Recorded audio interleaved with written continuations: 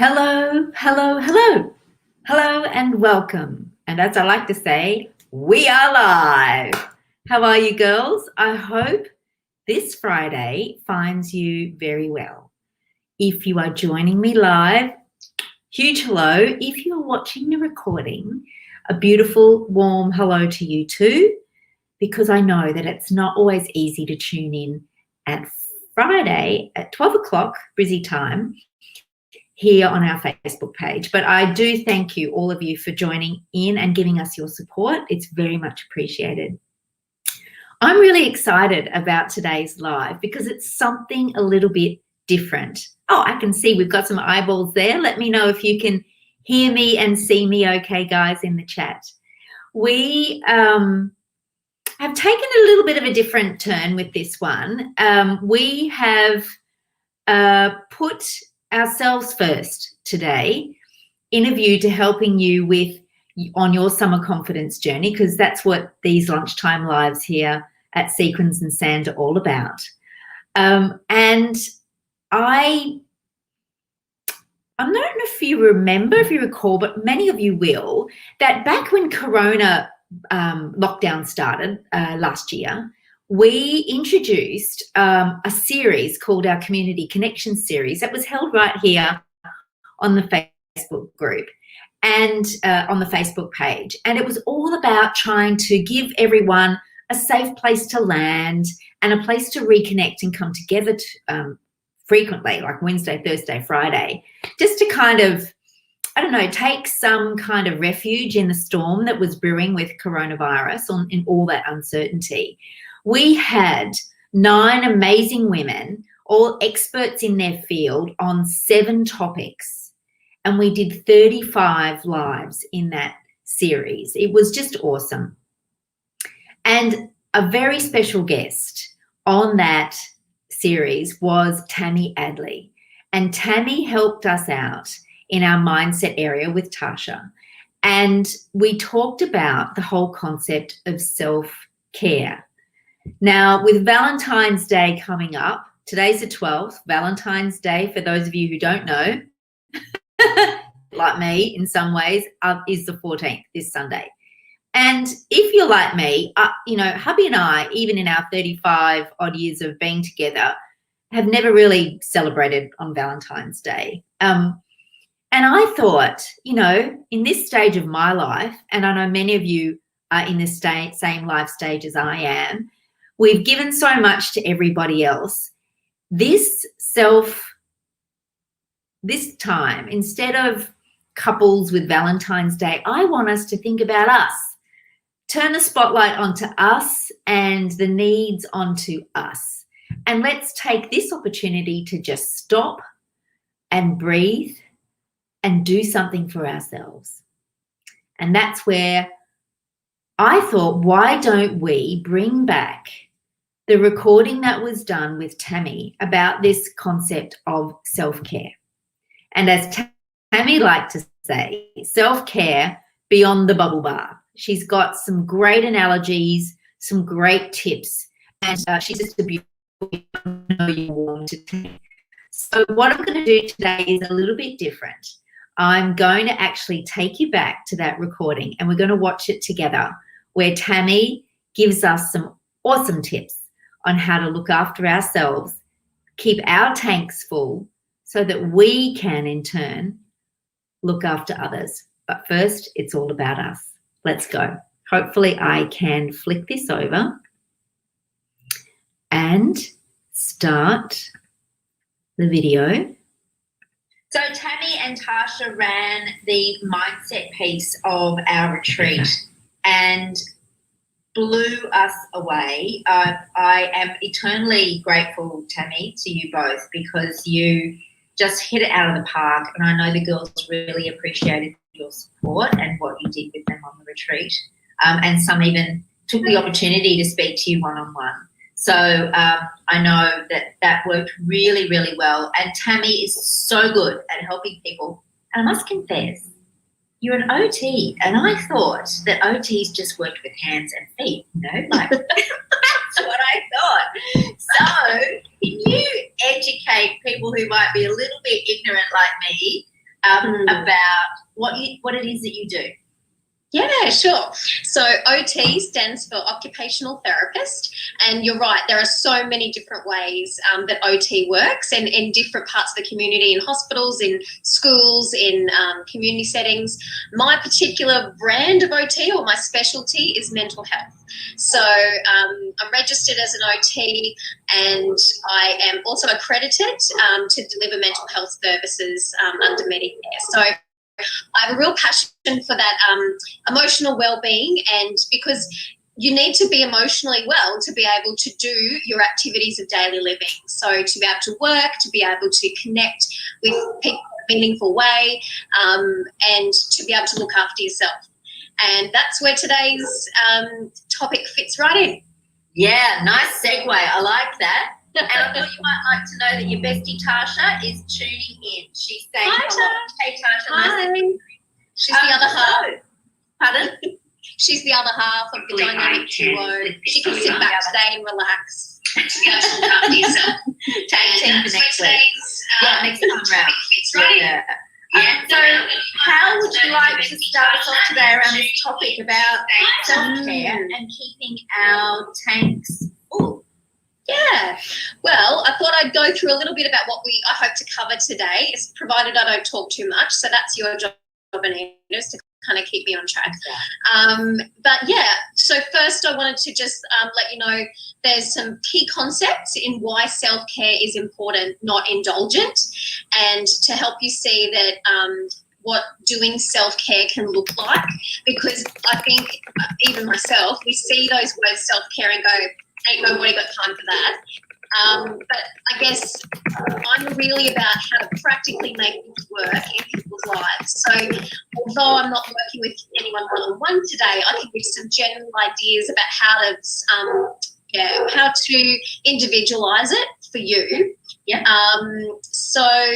And if you're too busy looking after everyone else to be listening to this today, I would suggest that you are the one that needs it. And I promise I will convince you by the end of the chat today that taking care of ourselves is essential to our survival, not just something nice to do. Yeah, and as you say that word indulgent, and it's almost like that guilty pleasure, of going into one too many, caramello koalas or something like that at the end of the night. It's that whole concept of, I think it's guilt-ridden. I don't know. You probably can't. It is. And so my passion is self-care. I love it. I'm a collector of self-care strategies, so I'll mention quite a few of those today. But absolutely, the metaphor that I hope to share with everyone today will just take the guilt right out of self-care, because it is absolutely essential to our survival to keep ourselves well so we can help other people. So, I'm going to share a metaphor today that I found really helpful in kind of breaking that down, especially the mum guilt thing, which can be huge. So it's huge. Yeah, absolutely. Yeah. Sounds good. Yeah. So there's three main concepts I wanted to run through today. And I've sourced some of these from like the ideas, I guess, or the framework from Doctors Without Borders, because at the moment we're going through this global pandemic, and Doctors Without Borders, that's how they operate. They're kind of experts in operating in a place that's full of crisis and chaos. And so they really have to look after themselves in order to. So isn't it interesting? Like, these guys are on the front line of medical care across the world in war-ravaged places, but they really take time to look after themselves. So that just shows how important it is. Yeah. So there's three main concepts that we'll go through today. One's take a break. Look, what does that look like? Take a breath. So we'll just do a quick grounding exercise using our breath, and how to take care. And that's that, people think it's all bubble baths and massages, which, if you can do that too, go nuts. But yeah, this is how we can kind of fit those things into our daily lives. Yeah. Okay, that sounds awesome. Let's go. Cool. So the first one is about taking a break. So what we know is in a pandemic, in a crisis situation, which we're all living through at the moment in various different ways, it's not it's not the immediate stress where your body goes into fight and flight. You can cope with that and come back to some kind of equilibrium. But what is the problem is that sustained, arousal level of being heightened all the time. It's exhausting. So the idea of take a break is to, in the middle of your day, in the middle of the busyness, is to make time to get out of the situation. So, and it's hard. I actually did this the other day. A co-worker came and grabbed me and said, hey, we're going to go down, because we work near South Bank, let's go down and eat our lunch by the water. I'm like, I don't have time for that. But I'm like, okay, I've got half an hour, let's go. And it was amazing, just walking through the trees and watching the water. And I'm like, why am I not doing this every day? Came back feeling so refreshed. So we can't all sit by South Bank and have our lunch, but, taking the time to just move out of your office, I get it. It's so tempting to stay there in front of the desk, but to be able to get outside, take a break with colleagues can be really helpful. Another example, busy working mums, busy life. My friends have invited me out Friday night and I'm like, I'm so tired. Tash is going to dob on me here. And I'm so tired. I'm like, how am I going to do that? But I know that if I do that, I'm going to be so energized, and it's just taking a break from the chaos that is my life at the moment with selling houses and kids and the rest. So it's really just pressing pause is what that's all about. And how we can think about that, I've got a glass of water here. So if I was to hold this glass of water up like this, just for 30 seconds, do you think my arm would get tired? Yeah, I don't mind. Little bit, yeah. What if I sat here and held this glass for 3 hours without putting it down? You'd be cramping. I don't know that I'd make it. I don't think I'd make it for 3 hours. I'd have to drop it, yeah. So the idea of take a break is by just popping that down, taking a break, and then you'll be ready and refreshed to pick that back up again. That load that we're carrying. So the water's representing the load that we're carrying, the emotional load, the physical load, the workload. So the idea of take a break is quite simple, and I like to apply the Nike branding to that, the just do it theory. Don't talk about it, just do it. Yeah. So quite often, how do you actually introduce that into your way of being and thinking, and not even, maybe it's a routine, a new routine, I don't know, but even welcoming that in. I know some days I've got so much on and I don't even, by the time I look up at the clock for the first time, it can be like 3 p.m. I've got to go and get my daughter from school. It's like, where did the whole day go? So I'm hungry. I need to go to the toilet, and I just push through the hunger. It's like I don't even notice that.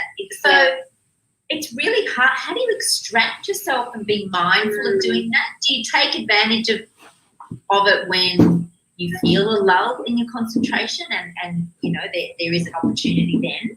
You could, and there are some days, let's be realistic, where it's just not going to be possible. Like we can't do great self-care all the time, but it's about balance. And so we work, generally speaking, we work during the week and we have the weekend off. So there are times when we kind of lean in to one part of our life, so the productivity work side, and there are other times when we lean into the self-care, the rest, the leisure. So it's about I hate the term work-life balance. I don't love that. I think of it like tilting or leaning. Okay, at the moment, what needs to be done now, and tilting to that. But I would say if you're struggling with trying to incorporate it, or even the idea of it, I would challenge you to experiment and see. So I know rationally that I should be getting out of the office for lunch. I know that, but I haven't done it for maybe, I don't want to say how long. But the experiment the other day of literally getting dragged out there by my colleagues, and then afterwards I went, wow, I'm just so energized and I can give 100% again to my work. That was a reminder. So just challenge yourself to an experiment and see if incorporating it actually makes you more productive and more effective at your work. Sounds good. Sounds So that's take a break. Stop and do something different. So we'll move on to take a breath now. So there's so many different apps and ways to do breathing and all of that. I guess I've created a really simple grounding technique that I love to use. And so majority of my people I work with are young people between the ages of like 12 and 25.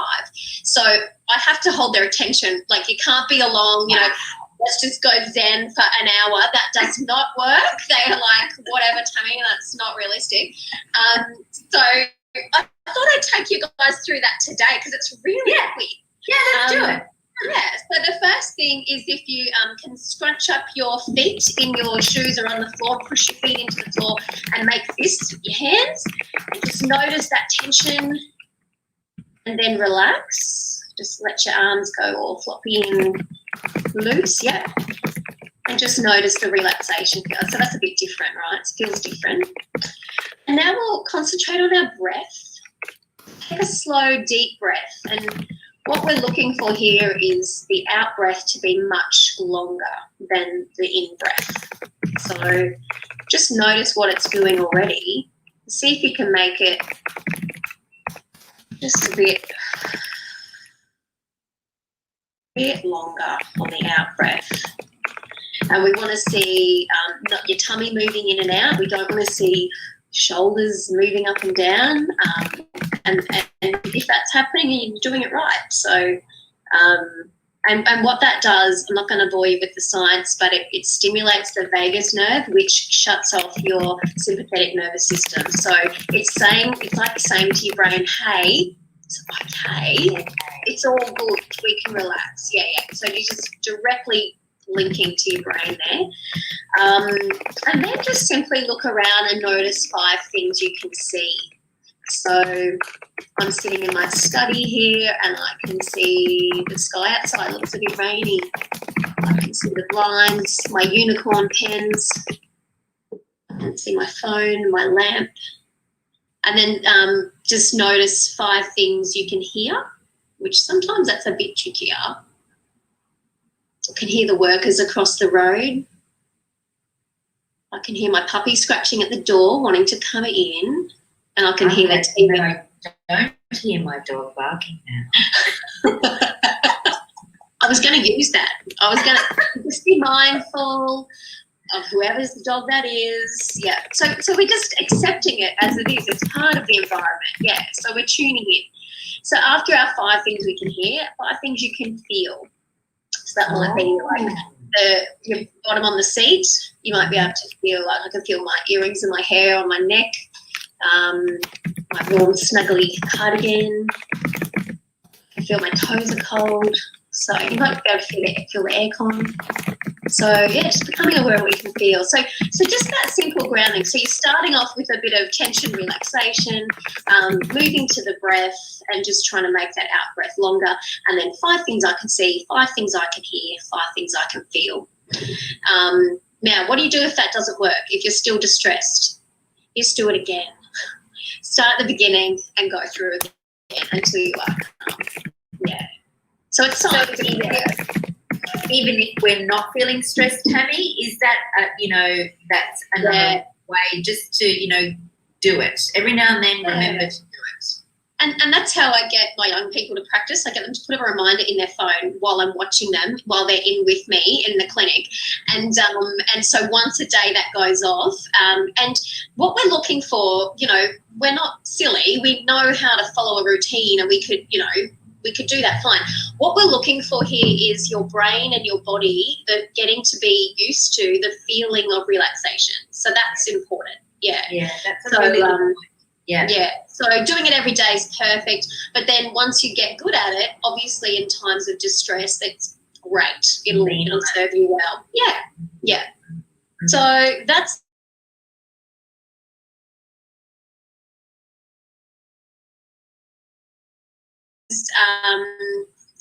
take care.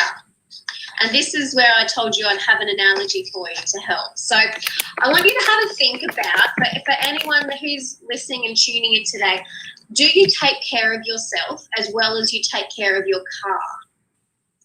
Now, I'm not a car person, but when it needs petrol, I just fill it up.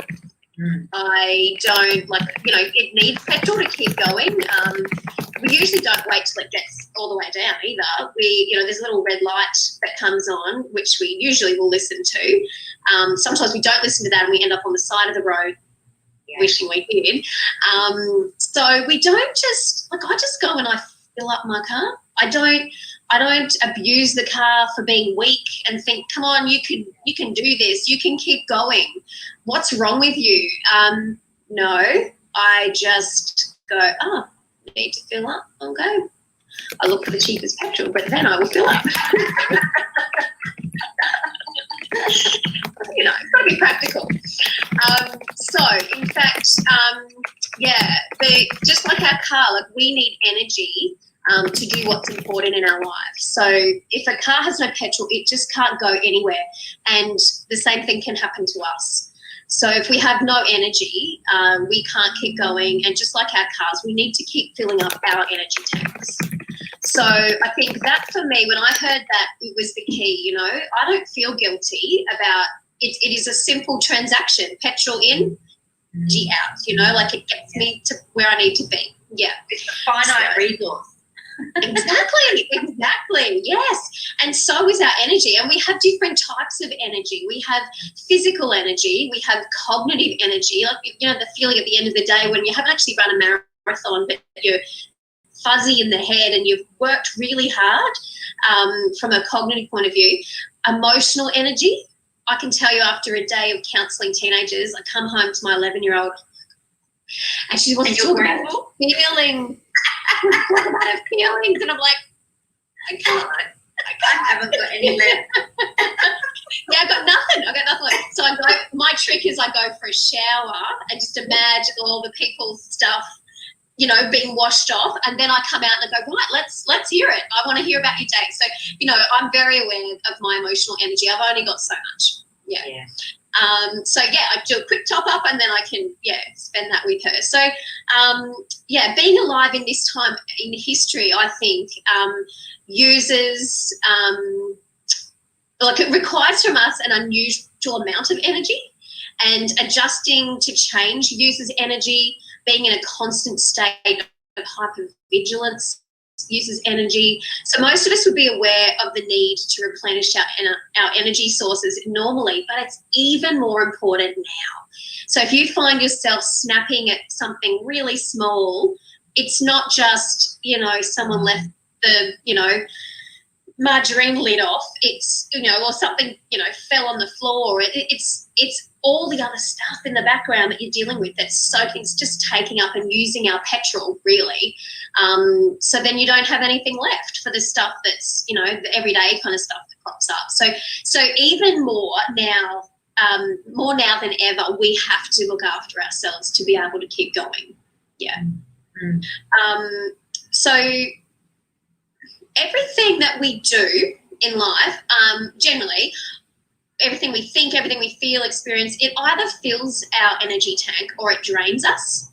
So generally sometimes it's a bit tricky because things can be in both columns. So, for example, I won't use that example. I just realised I'm live on Facebook, so I've just got to be careful what ones I use.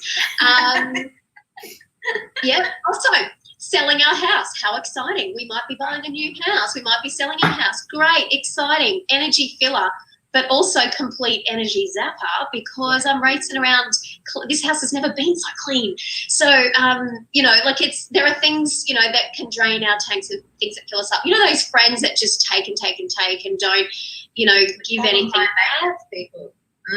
Yes, and you're not getting anything back. It's like you're just giving to them. They will suck you dry of your emotional energy tank, and they're not doing anything to fill yours up. So, it's worthwhile sitting down and actually thinking about what are the things that fill my tank and what are the things that drain my tank. And literally how I do this with people is to grab a bit of paper and line down the middle. On one side I'm writing drainers, on the other side I'm writing fillers. And some of those things that drain your energy will be avoidable or something you can influence. So that's something like if there's a particular family member who just drains you, you can choose to not catch up as often, like self-care. So yeah, that's something you can do to avoid them draining your energy. But sometimes we can't avoid things. Like we cannot do anything about the fact we're in a global pandemic, and that's a major drainer at the moment. So there will be things on everyone's drainer list that are in common at the moment. So but everyone's is kind of unique as well. So I think that's a really worthwhile kind of task to sit down and go, okay, when I'm feeling like I'm on 10%, my red light's on, what can I do? Because you can't think creatively. You can't access the frontal lobe in your brain when you are stressed and you've just got nothing left to give. So what are my signs that I'm on the red light? And this is so great to explain to husbands, let me tell you. Like I learned this when I had my second child, and it was brilliant. He would come home from work and I'd hand him the baby and go, I'm on 10%. I was like, right. I'll have that baby and you go and do whatever it is you need to do. So it became this common language between us, and when he got in a bit of strife, I'd be like, oh, is your tank running low a bit? What do you need to do, to prompt each other? So I think it can be really lovely to explain to partners and friends and kids even. Kids get this really easily. So firstly, what does it look like when my red light comes on? For me, I tend to get really apathetic. I'm such a empath. So if I'm sitting there going, I don't care, tell someone who cares. Or my tank is low. Feed me chocolate and back away. Like, it's an emergency. Yeah. It might be that you're irritable, or it might be that you're trying to hide. You just want to crawl under your doona and not come out. That you will know, and you'll most likely know your partner's red light behaviours and things that you say when you get in that space. So if you've got a list already, you can just go straight to it rather than having to go, oh, I should do something to fill my energy tank. Oh, I don't know what that is, So morning that makes sense? Yeah. So it's just about Yeah, absolutely it does. And we have those conversations in our house. So for my husband, he loves being in the surf, So for him to be able to go for a surf is an immediate recharge. And so when I notice that he's a bit, tank's looking quite empty, how about you go take yourself off for a surf? And if you just go for a dive. Go. Get in the ocean and it's therapeutic. Yeah. And it's so individual. This is why I think, and the work I do with people obviously is, to come up with those lists. But you can do it yourself and be creative and be really mindful that what fills your tank might drain someone else's as well. Yeah. So I'm a real extrovert. I thrive with people around. I love entertaining. I love having people in my house and going out. My poor husband is an introvert, and that man, I drag him around sometimes on the weekend when he just needs some time to be at home. And, so just being mindful that, it can, what's on one side of your column could be on the other side for someone else. Yeah. And so much of it is awareness, isn't it? And I guess if you start to write things down and give it some focus, then that awareness starts to be more apparent and something that when you know, when you can identify it, then you can begin to work with it, I guess, a lot more than just being unaware. Yeah, that's right. It's the first step, So even just by thinking about it, even by listening to this today, or whenever you're listening to it, is you're kind of jogging your memory. People know, they know what to do, they know what their body needs, but often there's other competing voices in our heads and literally in our houses. Kids who have immediate needs. But if you keep continually putting yourself at number 13 on the list of to-dos, or not even putting yourself on the list. This is not about me first. This is about me too. I need some time to, and we're modelling that for our children. I'm really conscious of that when they're whinging at me about why are you going out to meditation and why aren't you? Well, because I need a break. This is something that mum has to do so that I'll be a happy and healthy mum. So I'm modelling for my daughter in, years to come that she will do the same thing to look after herself. So I think, when you're starting to feel guilty with the mum guilt thing around self-care, you have to remind yourself there are people watching you. There are little people watching, So, so that's something that helps. And I think we've only got a couple more minutes, Anita. Is that right? A couple of minutes, So I wanted to finish off on the concept of boring self-care. Now, if I ever do write a book in my life, it will probably be called something like Self-Care is More Than Bubble Baths. So, and I really want to get that message across today. So I'm not telling you to go spend $1 million getting a massage or having a bubble bath, because my kids bath in there and that's just gross. It's not achievable. So not my space. Not my thing. Not my thing. It's gonna be a drain my tank. So there's this concept called boring self-care. Now, if you look at that hashtag on Instagram, there's some really great posts about boring self-care. Yeah. And so what does that look like? That can be scheduling that doctor's appointment or that dentist appointment that you've been putting off. We all know that there's something that we should be getting checked out. Yeah. It might be having a hard conversation with a friend and going, we're just not gelling anymore, or, whatever it is, the issue, like actually bringing that up rather than pretending it's not there. That can be self-care, because that's about boundaries. If you're reinstating your boundaries, then that's going to take pressure off a lot. Yeah. Saying no. If anyone can work out how to do that, please email me. I find it's really relaxing. Say no. Oh, it's so hard. You know me. I find it so hard. I get excited about ideas and then I get exhausted.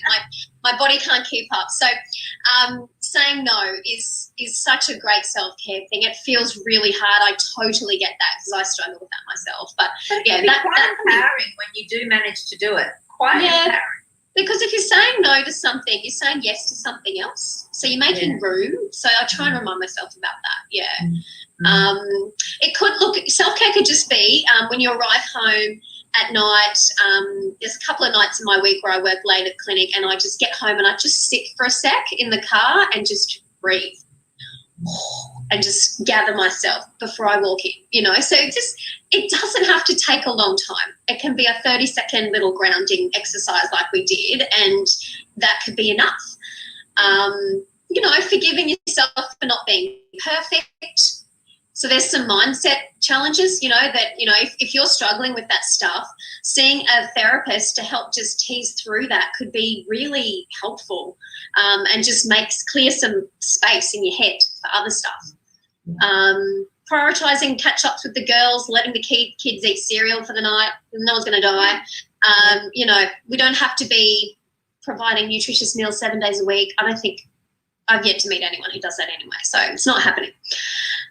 Curating your social media feed to have, people like businesses like yourself, Anita, like Sequins and Sands, like Cosy Confidence, things that are going to improve your body image and not make you feel like crap about yourself. That's such a great self-care thing because we spend so much time scrolling, so having those images of positivity coming up is beautiful.